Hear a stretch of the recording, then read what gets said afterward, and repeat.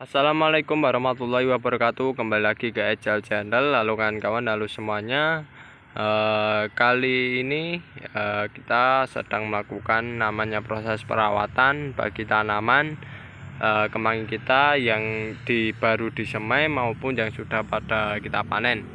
Dan di kesempatan kali ini kita melakukan proses namanya pemupukan ya untuk tanaman kemangi yang sudah kita panen, dan yang sudah kita lakukan adalah proses penyiraman untuk benih-benih yang kita semai ya, yang nantinya sebagai calon tanaman kemangi itu sendiri. Dan yang jelas mereka yang sedang dipanen itu kita lakukan namanya pemupukan.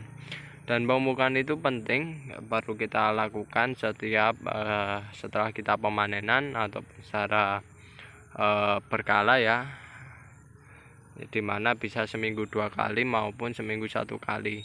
Tapi untuk kali ini karena kami masih menggunakan teknik budidaya secara semi organik, kita lakukan pemupukan secara seminggu sekali setelah dilakukan proses pemanenan. Dan itu kita perlakukan dengan 2 bahan baku. Yang mendasar adalah bahan baku yaitu pupuk kimianya ya secara sintetis, dan pupuk organiknya yang kita peroleh dari pupuk kandang. Dan kedua bahan ini itu sebenarnya merupakan ya kita perlakukan secara semi organik. Ini sebenarnya arah kita adalah untuk menuju ke pertanian secara organik, karena penelitian di luar negeri sudah banyak maupun di dalam negeri ya yang menyatakan tanaman organik itu jauh lebih bagus, lebih baik, dan lebih menyehatkan. Yang jelas kalau nantinya tanahnya hidup itu semakin lama semakin bagus dan semakin menghasilkan ya kalau itu diperlakukan secara organik.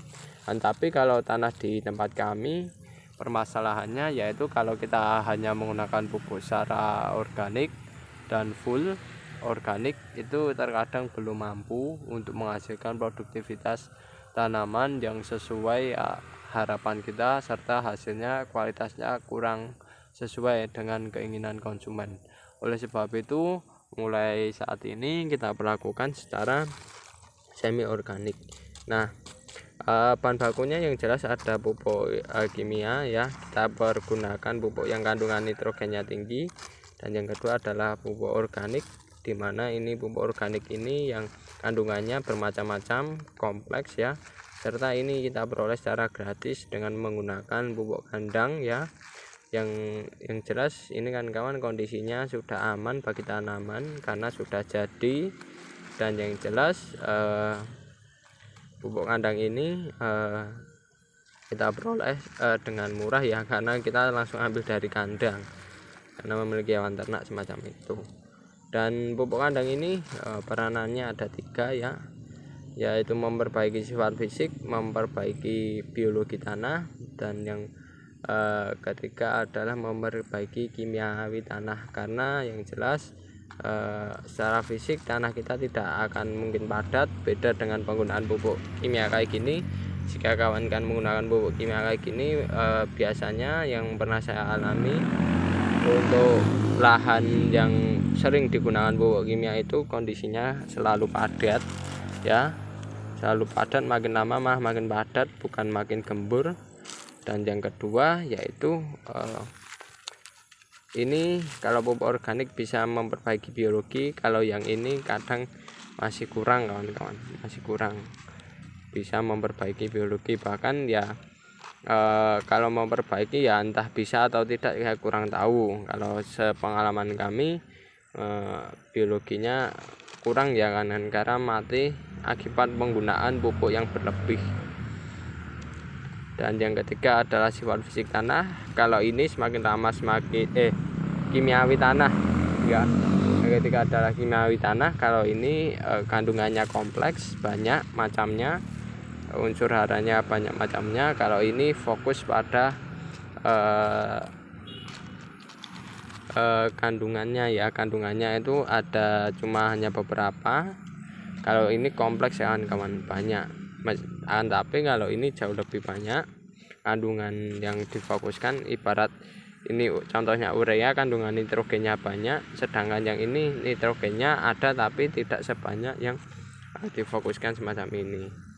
Nah, oleh sebab itu untuk mengawali proses di mana kita harus beralih ke organik dan mensiasati harga pupuk kimia yang selalu naik, kita perlahan beralih ke organik dengan mencampurkan pupuk organik dan pupuk kimia pada proses perawatan tanamannya. Nah, caranya gampang. Ini kita pergunakan pupuk kimia sesuai dengan penggunaan setiap harinya dan sesuai kemampuan tanahnya ya. Kalau tanahnya itu semakin lama semakin tidak membutuhkan, maka penggunaannya bisa dikurangi. Dan jika sekiranya tanah itu membutuhkan, ya penggunaannya disesuaikan dengan kebutuhan si tanah tersebut ya. Ini biasanya kami menggunakan 3 sendok untuk kurang lebih 15 liter air ya, kurang lebih semacam itu 3 sendok. Dan ini ya pupuk organiknya enggak usah susah-susah, kawan-kawan pergunakan ini kurang lebih ya, kita itu menggunakannya 3 sendok atau lebih juga tidak masalah kan kawan. Yang jelas kita penggunaan pupuk organik paling minimal ya, paling minimal itu sama ya, sama jumlahnya dengan pupuk kimia ya. Kalau kan menginginkan jumlahnya lebih tidak masalah ya kan kawan ya. Setelah itu dicampur, nah campur begini saja, lalu kita aplikasikan ke tanah. Insya Allah hasilnya bagus untuk tanaman-tanaman yang kita aplikasikan pupuk semacam ini kan kawan.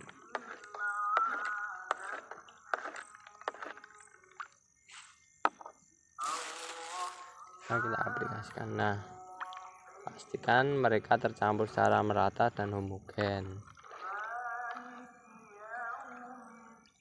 Nah, kalau kan semisal menginginkan penggunaan pupuk organik cair juga bisa kan kawan. Punya pupuk organik cair silakan diambil, digunakan, dicampurkan dalam proses kayak gini juga bisa. Tapi kalau kami lebih menyarankan karena penggunaan pupuk kimianya secara padat, kita harus juga menggunakan pupuk organik secara padat ya.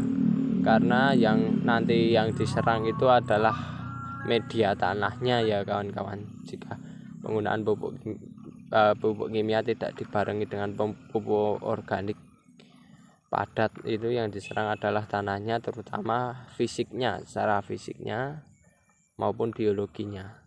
Itu biasanya tanahnya akan diserang dan yang jelas nantinya pada akhirnya tanah tersebut ya akan rusak. Dan yang jelas kalau rusak itu tanaman ditanam pertumbuhannya lama sekali, meskipun di pupuk kimia, di pupuk organik itu lama. Dan oke kan kawan, nantinya setelah tercampur kayak gini kita aplikasikan seperti mengaplikasikan pupuk pada umumnya. Kalau kan pengaplikasiannya 1 gelas air 200 ml ya silahkan, mau 300 ml ya silahkan ya, sesuai dengan kebiasaannya aja, nggak usah ribet-ribet, nggak usah susah-susah. Yang jelas kita mau bertani secara organik itu cukup dengan cara yang mudah saja kawan-kawan, nggak usah yang susah-susah ya, nggak usah yang ribet-ribet, mudah diaplikasikan, mudah dalam pembawaannya dan mudah dalam melakukan proses ya teknisnya, terutama secara teknis kawan-kawan semacam itu. Nah, ini tinggal diaplikasikan. Dan oke, itu dulu yang bisa saya sampaikan. Semoga apa yang saya sampaikan ini bermanfaat bagi kawan-kawan. Jika ada kekurangan maupun kesalahan dalam pembuatan video kami mohon maaf yang sebesar-besarnya. Saya akhiri, wassalamualaikum warahmatullahi wabarakatuh.